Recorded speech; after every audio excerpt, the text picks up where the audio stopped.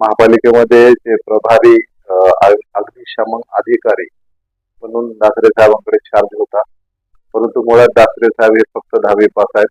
त्यांच्याकडे फायर साठीच्या लागणाऱ्या कुठल्याही डिग्री किंवा तसा कोर्स झालेला नाहीये.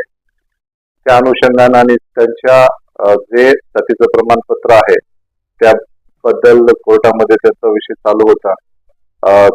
काल जनजाती आयोग समिती ही नांदेडमध्ये आली असता समितीच्या समोर मी ही बाब निदर्शनास आणून दिली की त्यांना कोर्टाने 1 वर्षाच्या कालावधीमध्ये त्यांचं व्हॅलिडिटी सर्टिफिकेट सादर करण्यासाठी सांगितलं होतं.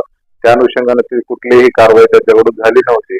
त्यामुळे मी तसा पत्रव्यवहार केल्यानंतर समितीने माननीय आयुक्त यांना याबाबत जाब विचारला आणि त्या अनुषंगाने माझी एक मूळ मागणी होती की जो माणूस या पोस्टसाठी पात्र नाही त्याला अतिरिक्त पदभार देऊन थोड्या मोठ्या शहरामध्ये आपण ते पण एनओसी देण्याचे अधिकार देणं योग्य नाही.